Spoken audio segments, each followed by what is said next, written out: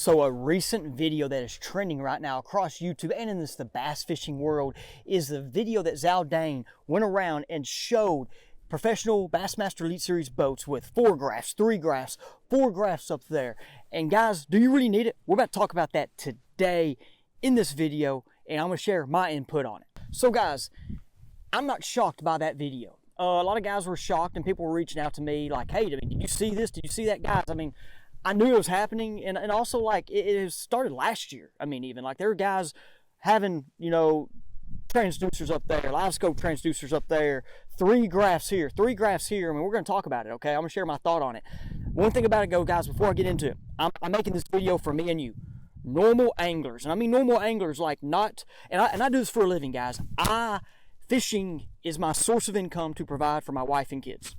Okay, that's another story. Okay, that's what I do. So I'm not knocking tournament anglers, guys. This is for me and you, people that fish. I don't care if you fish BFLs, if you fish for fun. This video's for you, okay? Because there's something about that video that is quiet that's happening right now, okay? That's quiet, and I just want to try to save you guys from the mistakes of, do you need 4 or do you need 3, 4 up there, okay? Tournament anglers, they feel like they got to be on edge and they got to be ahead and do everything they can to be prepared. So I'm not talking about them. I'm not talking about if it's right or wrong. Guys, that's a whole nother video, okay? It's a whole nother topic. So I'm not making this on them, but us as anglers. So let's go ahead and get into it. The biggest thing, guys, about these, you see I got one up here, okay? At times, I can have one for mapping. I can add that in. I got one at here at the dash. This is just my setup. I got one here at the dash, okay?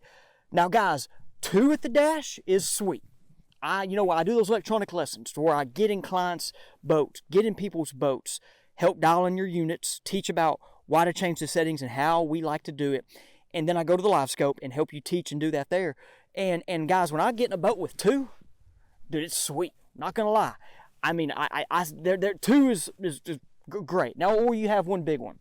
But when I start seeing 3 and then even 4, guys, you don't need that. As a normal weekend angler, you don't need it, okay?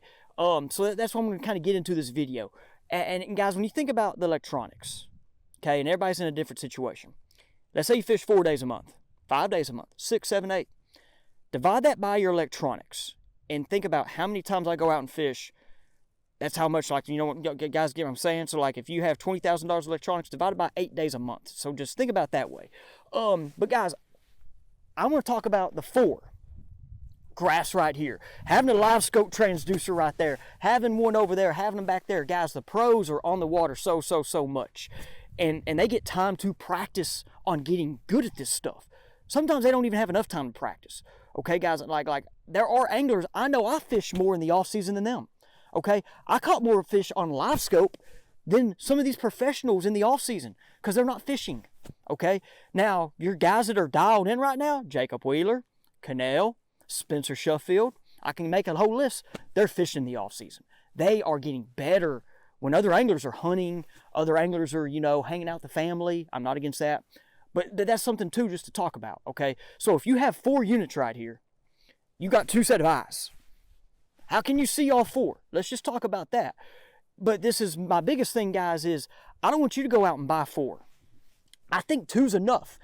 3 maybe if you have a separate one. Let's say you have 2 Lowrances and you want that hummingbird for mapping, dude, go for it. Because I mean, that hummingbird mapping's legit, okay? Up front, up front's a whole nother topic, okay? I just think you need 1 transducer up there. I don't think you need multiple, but I know some people like 360. That's great. Dude, 360 is awesome. If you want to go the transducer in the forward mode for the 360 deal, do that. That's great too. Okay, I say forward perspective. That's y'all's thing. But guys, that video, this is the biggest thing about that video that I want to share. Somebody's going to go out and buy 4 graphs up here and buy the transducer on the side and put transducers back here. That's why that video is out there, guys. That's why Zaldain. Okay, I don't know Chris Zaldain. I like Zaldain, his podcast. I'm not going to say that's why he did it. I think Jimmy's opinion, all right, guys, Jimmy's opinion, why they showed you that video is so that you as a person can go out and do it yourself. But guys, remember, those guys are professionals. They are on the water a lot more than you.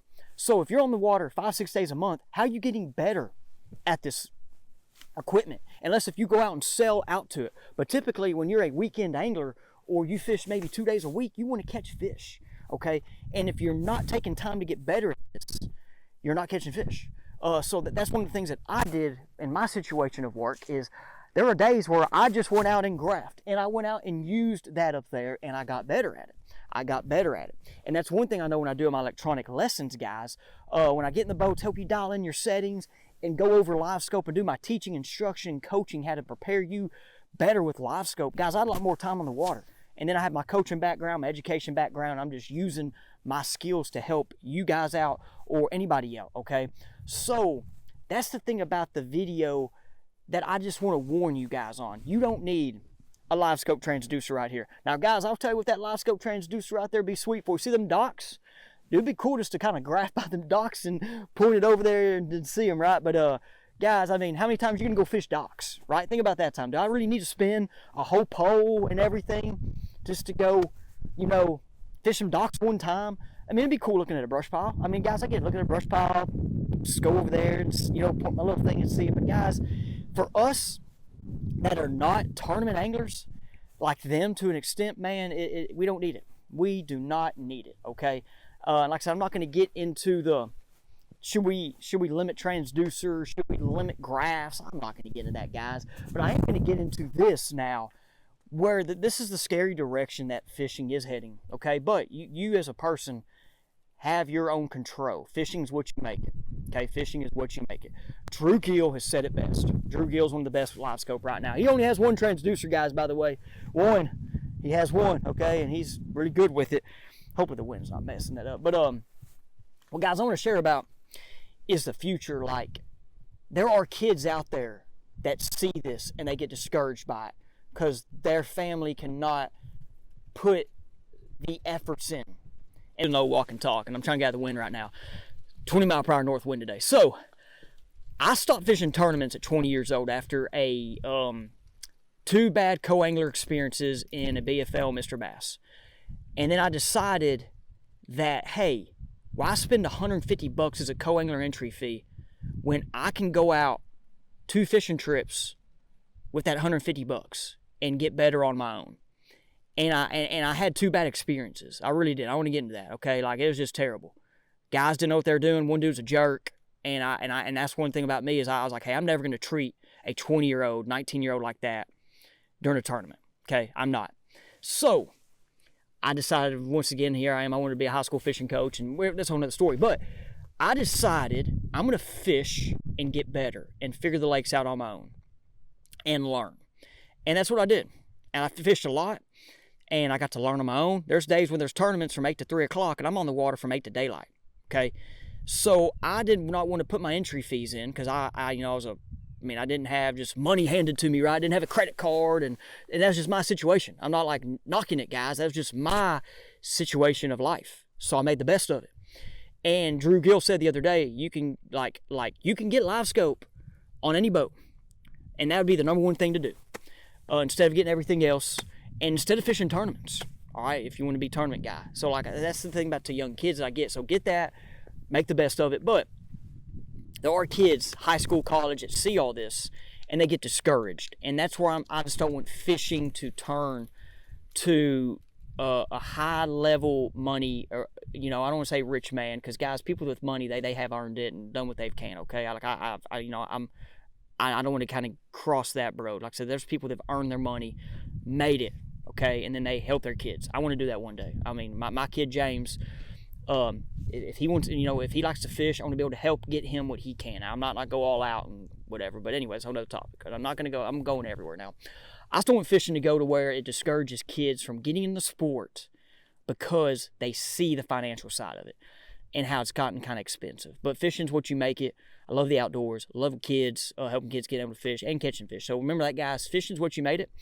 Don't be discouraged. You see all them graphs? Hey, guys, just go catch fish how you can catch fish, okay? Those guys are doing it for a living, and they got to do what they got to do. Even though there are some of the best tournament anglers right now, only have 4 graphs on their boat, and we got dudes with 4 at the steering wheel. Give me a break, right? Just give me a break. Anyway, guys, appreciate you watching a little talk video, right? And I'm going to get out there on the water and, yeah, go out there and have a little fun.